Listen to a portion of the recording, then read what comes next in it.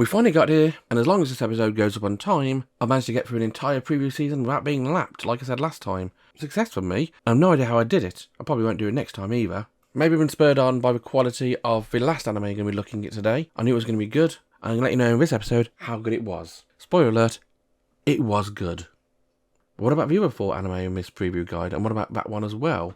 Well, like I said, I'm going to let you know what I think of them, whether or not you should watch them, and really why you should watch that last one. So join me. Because, for the last time this season, this is a 2023 Spring Anime Preview Guide from a different perspective.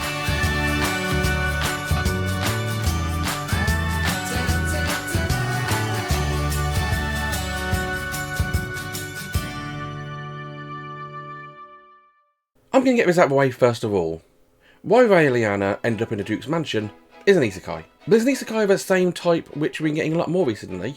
Be transported into a romance story in the world trope. Think the classic villainess trope, where the main heroine gets transformed into a villainess and has to change her destiny to avoid dying. Now, Raeliana is a sort of sidestep from that, in which she's not transformed into a villainess, transported into a bit character who dies before the story actually starts. So not only does she need to survive, she also needs to become more important, because offering a bit character is easy. Offering a main character, less so much. Now, our main character here is a girl, Rinko, who has just got into university in Japan. She was really depressed that she thought she'd failed again, but she gets a message right at the end of her life in our world that yet she passed the university exams and is now going to university, just as she's pushed off a building. Now, obviously that's a mystery we don't get to immediately. I'm not sure if we'll get to it ever. And maybe we'll find out a bit more, maybe something else going on. But she wakes up in a pseudo-European style setting, the type you'd see in all these classic villainess anime. But unlike those, she's not woken up in a game. She has been transported into the world of a book. It's a book she's intimately familiar with, that's why she knows who she is. She's woken up as Raeliana Macmillan, the eldest daughter of a neuro-rich baron, and also the girl who's destined to die, which is going to set in motion the cogs which lead up to the main character and the main hero getting together and solving the mystery of how she died. But of course she doesn't want to die, she wants to live on, she's just got this life, she wants to live. Now, this first episode doesn't do anything to turn me off. Isekai is a tired trope, but this is a subsect of Isekai which has got a lot more manoeuvring available. Yes, you might hear villainous, you think, okay, there's been half a dozen shows like that already. How many of those shows have been truly bad? A show only becomes bad because of tiredness of its trope when every single anime is doing it, and that's not quite the case here. And like I said, this is a sidestep from that. It's not reborn as a villainess, it's reborn as a bit character. And again, it is not the first anime to do that so far. But so far, it's the best one. I'm definitely going to be watching more of this one. Raeliana's a very much powerful character. She knows what she wants to do. She's determined. But she's not overpowered. I mean, trying to get rid of a fiancé, becoming desperate, like pouring wine in his hair or putting a gun on him. Saying, oh, I don't know how to shoot, sorry. This is my first time hunting. Pours a shotgun on a fiancé. This is not going to be laugh-out-loud comedy. But it's not going to be boring either. I can definitely recommend this one if you're fans of the isekai into a villainess trope, because it's similar, just enough difference to make it interesting. You can find this airing over at Crunchyroll. Next up, you got Dead Mount Death Play, an anime with a title which that makes no sense to me. Well, we start off with following a fight between a powerful knight using his powers to see the dead to fight off enemies rather than to become a bad guy or just hide himself away. Fighting Death God, a necromancer who's summoned together all the dead bodies to become his power. And it's a really epic clash between a generic looking hero and a terribly CG animated skeleton key. And if that was the anime, I'd be giving this one a thumbs down straight away. Definitely not for me. But what happens weirdly is, as they clash, we don't see the actual results of a fight until much later on in the episode, and our hero is transported to another world. Yep, Dead Mount Death Play is immediately now known as an isekai, or to give its proper title, a reverse isekai. Because this one has a person from another world transported to our world. Transported into a guy who's had his throat slit. And suddenly has to run away from this crazy psycho woman, Misaki, who had just killed him. And she wonders how he survived dying. And she wants to kill him again. So we come to this hunt between this weak silver-haired kid and this psycho but cute redhead. And to learn the truth, you see our main character is not the straight-faced hero. It's Corpse God. He's been transported into our world and is now a generic nobody who's still got his superpowers. Masking around well, isn't it? Now, I'll give it its props. It does do stuff interesting. It's not an isekai, it's a reverse isekai. It's the bad guy transported to our world, not the good guy transported to another world or whatever. But this one just seems generic fighty type an anime to me. There's no real shocks. It's going to be secret society of fighting assassins and death games in the shadows of our world. We've seen this anime a million times already. Turning it into an isekai, or reverse isekai, doesn't really change things up that much. Corpse God, we don't know enough about him to be an interesting character. Is there a reason why the way he is, or does he just like killing? Honestly, I think he just likes killing, and that, to me, does not make an interesting character. This anime will have its fans, but I'm not going to be amongst them. But you can find this one airing over at Crunchyroll. And now we have an anime about not getting enough sleep. Way to call me out, Japan. Yeah, I know I need more sleep. This is why I look like this, but creating anime about Insomniacs after school is not the answer. What it is, however, is cute. It's about a boy who can't sleep at night. Whatever reason, we don't know whether it's medical, psychological, but he can't sleep at night, and so he goes to school and is pretty much dead, falling asleep in class, the usual type of insomniac behaviour. And during the preparation for the school festival, he manages to run away and hide in an abandoned observatory, where he decides to get some shut-eye, but randomly runs into a girl there, Isaki, who is suffering from the same kind of problem. She also is an insomniac and can't get to sleep at night, and she's also hiding in the observatory, trying to get some shut-eye.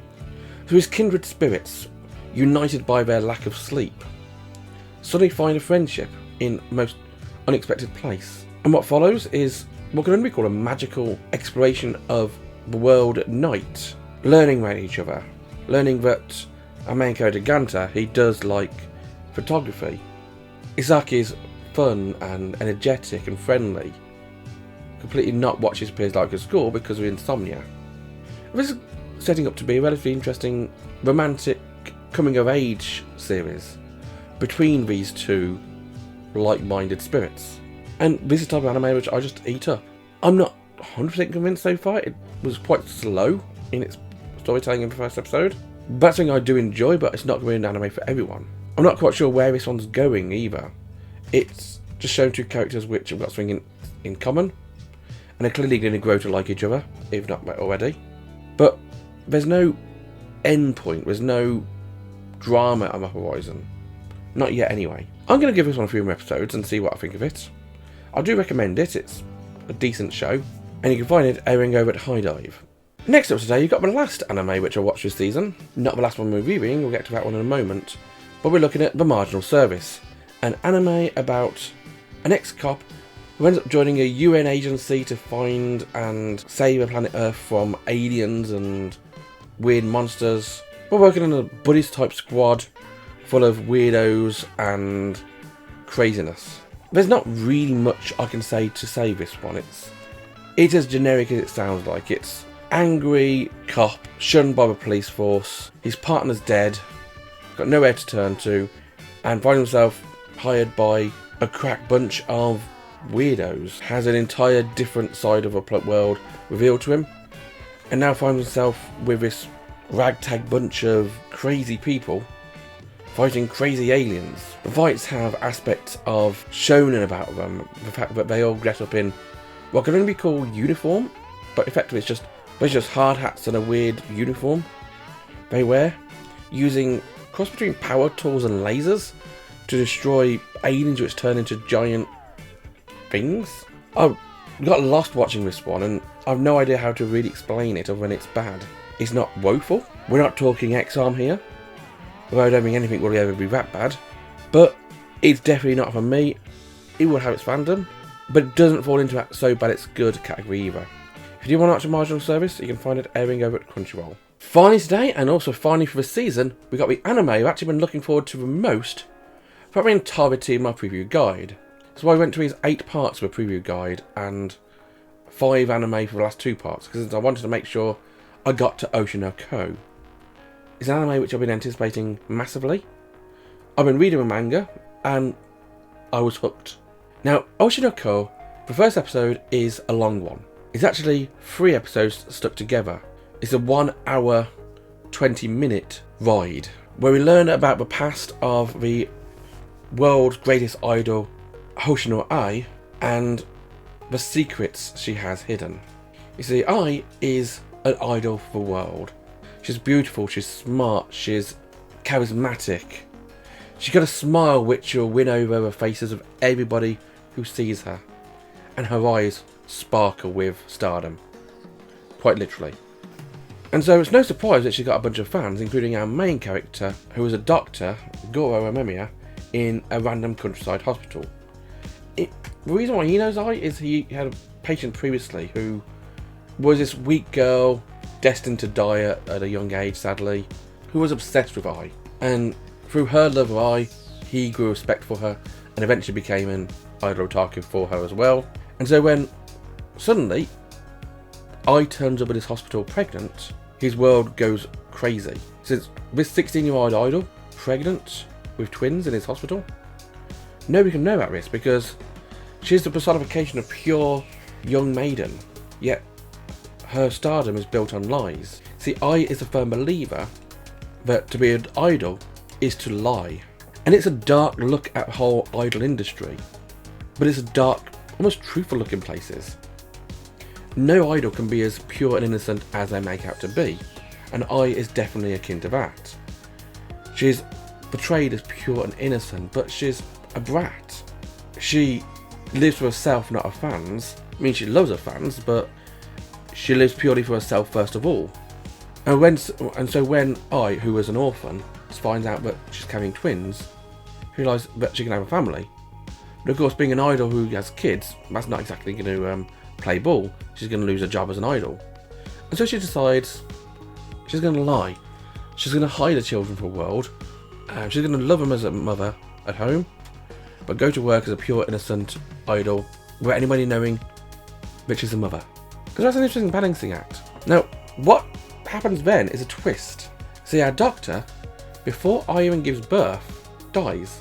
Not just dies, he's pushed off a cliff and is murdered effectively by a crazy fan who discovers that Ai is at the hospital and has twins. Next thing our main character knows, he's waking up in the arms of Ai.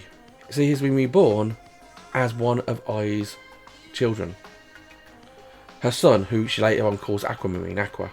And more than that, he's now got a sister, Ruby Hoshino, who we later on find out is actually also a reincarnation of a girl who died in Goro's hospital, the girl who idolised Ai. So suddenly you've got these little babies who are huge mega fans of their mother, who have got knowledge from their previous lives, and are now growing up with a superstar idol mother.